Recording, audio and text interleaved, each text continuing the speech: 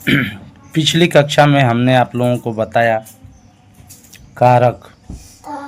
कारक मैं इसलिए बताया दोस्तों कि कारक जो है समास में भी कारक से संबंध है, इसलिए मैं कारक को पहले बताना ज़रूरी समझा। आप लोग का कारक चैप्टर कैसा लगा कमेंट सेक्शन में ज़रूर बताइएगा। अब आप लोगों को ले चलेंगे समास के तरफ। समास की परिभाषा तो आप सबने रटा होगा कि दो शब्दों के मेल से बने स्वतंत्र शब्द को, दो शब्दों से के मेल से बने एक स्वतंत्र शब्द को समास कहते हैं। समास में क्या होता है दोस्तों, कारक चिन्ह जो होते हैं वो छिप जाते हैं। कारक चिन्ह जो होते हैं वो छिप जाते हैं समास में, यह प्रायः देखने को मिलता है। जैसे मान लीजिए, और साथ ही साथ यह ध्यान रखना है कि समास में दो पद अक्सर देखे जाते हैं, या कभी कभी विकल्प क्वेश्चन में पूछ देता है। तो समास में दो पदों का ध्यान रखना, एक होता है समासिक पद। क्या होता है वो? दो शब्दों के प्रक्रिया में बने शब्द को समासिक पद कहते हैं, और समासिक पद से सभी पदों को यदि अलग अलग कर दिया जाए तो उसे ही समास विग्रह कहा जाता है। जैसे यथा धन शक्ति, विग्रह कर दिए यथा शक्ति का, तो यथा धन शक्ति ये हो गया क्या? समास विग्रह। और शब्द क्या है? यथा शक्ति। अर्थ क्या होता है यथा शक्ति? मतलब अपने शक्ति के अनुसार। इसमें इसको लिखा जाता है तो लिखते हैं हम लोग हिंदी में कि शक्ति के अनुसार। इसमें कारक छिपा है, शक्ति है, शक्ति के अनुसार मतलब शक्ति के अपने हिसाब से, अपनी क्षमता के हिसाब से। तो ये है समास और कारक का संबंध। अब देखिए, समास को आप लोग समझ पा रहे हैं कि नहीं? आप लोग कमेंट में बताइए। समास में प्रॉब्लम कहाँ कहाँ क्रिएट होता है, ये आप लोग कमेंट में बताइए। उस जटिलता को दूर करेंगे हम। पहले तो आप लोग समास के जानिए कि 6 भेद होते हैं। समास की परिभाषा तो आप लोगों ने काफ़ी रट लिया होगा। समासिक पद और समास विग्रह आप समझे कि नहीं? एक बार रिपीट करते हैं। देखिए, यथा शक्ति 2 पार्ट में बटा हुआ है, ये समास विग्रह है, और दोनों से मिल कर के जो शब्द बना है इसी को हम लोग क्या बोलते हैं? समासिक पद। लेकिन ज़रूरी है दोस्तों इसके भाग को समझना, क्योंकि परिभाषा का समय चला गया और अभी यूपी टेट का भी एग्ज़ाम हाल ही में जो है नोटिफिकेशन आया है, जिससे हम लोग जो है तैयारी करेंगे यूपी टेट की। और यूपी टेट में भी 1 नंबर जो है समास कारक से फिक्स रहेंगे, 1-1 नंबर। तो चलिए आप लोगों को समास के बारे में थोड़ी बताता हूँ। समास के 6 भेद होते हैं मित्रों। समास के 6 भेद होते हैं। अव्ययी भाव समास, तत्पुरुष समास, कर्मधारय समास, द्वंद्व समास, द्विग समास और बहुब्रीहि समास। ये जो समास हैं ये 6 प्रकार के होते हैं। देखिए, एक बार में आप किसी चीज़ को क्लियर करना चाहेंगे तो सदैव कुछ ना कुछ आपको परेशान करेगा। इसलिए इस टॉपिक को कम से कम 2 बार में 3 बार में हम लोग क्लियर करेंगे, लेकिन ऐसा क्लियर करेंगे कि अब माइंड से एकदम निकले नहीं।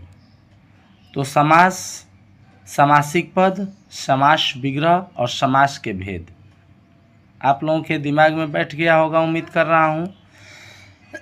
तो मैं आगे बढ़ूँ। समास के 6 भेद होते हैं, जिसमें पहला भेद है अव्ययी भाव समास।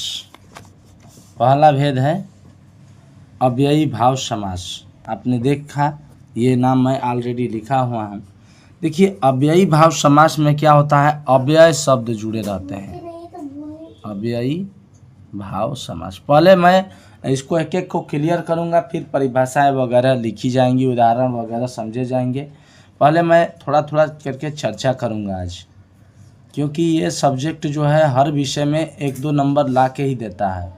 अव्ययी भाव जो है समास में अव्यय शब्द जुड़े जाते हैं, जैसे भर पेट, तो ये क्या है भर, इसका कोई अर्थ नहीं होता, तो ये अव्यय शब्द इसको बोलते हैं, और ये हमेशा आगे जुड़ा रहेगा। समझ जाइएगा कि अव्ययी समास है। जैसे मान लीजिए यथाशक्ति, तो यथा का क्या अर्थ है, कुछ नहीं निकल रहा है, लेकिन यथा जो है अव्यय शब्द है शक्ति। यथाशक्ति में शक्ति के अनुसार तो हम लोग अर्थ निकाल दिए, पेट भर पेट माने पूरा पेट भर, लेकिन ये जो शब्द हैं वो अव्यय शब्द हैं। तो अव्ययी शब्द में यही मिलेंगे कि ये आगे जुड़े रहते हैं, तो हम लोगों को समझ लेना है कि ये अव्ययी भाव समास हैं। और कुछ उदाहरण लेंगे जिससे क्लियर कर देंगे अव्ययी भाव समास को। उसके बाद चर्चा करते हैं हम लोग तत्पुरुष समास पे। अव्ययी भाव समास को क्लियर करना है कि नहीं, आप लोग बताइए कि क्लियर हुआ कि नहीं।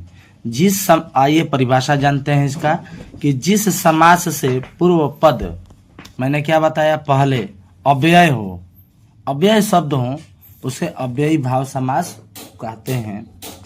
यह वाक्य में क्रिया विशेषण का कार्य करता है। जब ये किसी वाक्य में जुड़ेगा, जैसे कि मैं उनका सेवा आजीवन करता रहा, क्या करता रहा, सेवा, सेवा करना क्रिया हो गया। आजीवन जो है क्रिया का विशेषता बता रहा है कि मैंने पूरी जीवन जो है उनकी सेवा की। देखिए दोस्तों, अब एक शब्द अव्यय पहचानने का, कि पहले अव्यय होगा, जैसे आजीवन, आ शब्द हो गया, यथा हो गया, तो ये अव्यय शब्द पहचानने का एक ठो हो गया कि चलिए अव्ययी भाव समास को क्लियर करेंगे। अव्यय शब्द से अव्यय पहले आएगा। और दूसरा पहचानने का तरीका यह हो गया कि यह किसी वाक्य में रहेगा तो क्रिया विशेषण यानी क्रिया की विशेषता बताने का कार्य करेगा, उसे हम अव्ययी भाव कहते हैं। अव्ययी भाव समास की परिभाषा क्लियर हुआ कि नहीं, फिर से बताएंगे। यदि क्लियर नहीं होगा तो आप लोग वीडियो में बने रहिए और अगला चर्चा करेंगे तत्पुरुष समास की। चलिए तत्पुरुष की तरफ बढ़ते हैं। तत्पुरुष समास को समझते हैं। जिस समास में पूर्व पद गौड़ हो और उत्तर पद प्रधान हो, ये तो किताबी ज्ञान है दोस्तों, जिसे हम लोग रट के याद रखते हैं। लेकिन सही ट्रिक क्या है जिससे हमारे दिमाग से कभी नहीं निकले। जैसे अव्ययी में हम लोगों ने 2 चीज नोट किया कि अव्यय शब्द क्या है, उसको थोड़ा सा हम लोगों को दिमाग में रखना होगा। जैसे यथा हो गया, आ हो गया, भरपेट में भर हो गया, ये तमाम चीजें हो गई। और यह जो शब्द होते हैं वो क्रिया विशेषण का कार्य करते हैं जब ये वाक्य में सम्मिलित होते हैं। ठीक उसी तरह से तत्पुरुष समास को कैसे पहचाने, इसका सही ट्रिक क्या है, तो मैं बता दूं कि ये जो समास हम लोग पढ़ रहे हैं तत्पुरुष समास, इसको सीधा तभी हम लोग समझेंगे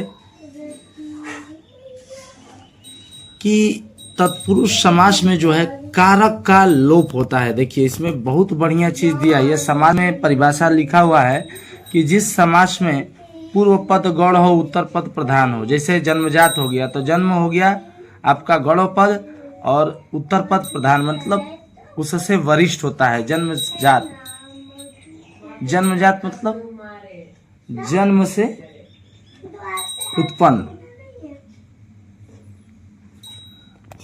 गुणहीन मतलब गुणों से हीन।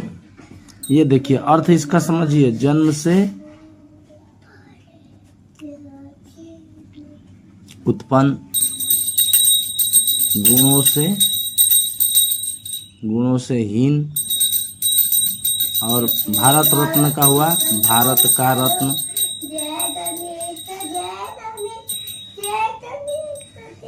और घुड़सवार का अर्थ जन्मजात का अर्थ हो गया जन्म से उत्पन्न। उदाहरण के तौर पर गुणहीन यानी गुणों से हीन। उसके बाद उदाहरण के तौर पर लिए हैं भारत रत्न यानी भारत का रत्न। घुड़सवार मतलब घोड़े पर सवार। तो सबसे ठोस बात मैं बता दूं दोस्तों, इसे अपने दिमाग में सेट करने की जो प्रक्रिया है वह यह है कि तत्पुरुष समास के जो भी शब्द आएंगे उसमें कारक का चिन्ह जो लोप रहता है उसी से पकड़ते हैं। जन्मजात मतलब जन्म से उत्पन्न, से क्या है कारक चिन्ह है। गुणहीन मतलब गुणों से हीन, से क्या है कारक चिन्ह है। भारत रत्न माने भारत का रत्न। और अधिकरण में पर इसमें अधिकरण देखिए कारक का चिन्ह है। इसीलिए मैं आप लोगों को कारक पढ़ा रहा था कि आप लोगों को समास समझने में आसानी हो। तो समास के 6 भेद हमने बताए: अव्ययी भाव समास, तत्पुरुष समास, कर्मधारय समास, द्विग समास, बहुव्रीहि समास। तो इस तरह से जो है समास आप लोगों का 6 भाग में 2 भाग हमने क्लियर करा दिया, अव्ययी भाव और तत्पुरुष। और तत्पुरुष भी क्लियर हो गया। अब कल हम लोग पढ़ेंगे कर्मधारय, द्वंद्व, द्विगु और बहुव्रीहि। कल मैं ख़त्म कर दूंगा इसको, लेकिन मैं बार बार आप लोगों को बताना चाहता हूं कि मैं ख़त्म करने वाली बात तक सीमित नहीं रहना चाहता। मैं ऐसा ये टॉपिक क्लियर करना चाहता हूं कि किसी के माइंड से निकले नहीं। और इसके लिए मेरे पास एक कविता भी है, जो कविता मैं आप लोगों को कल बताऊंगा, जिसमें पंक्ति उस पोयम के माध्यम से, कविता के माध्यम से आप जो है 2 मिनट में याद कर लेंगे। तो कल का वीडियो आप लोग बिल्कुल मिस न कीजिएगा। धन्यवाद।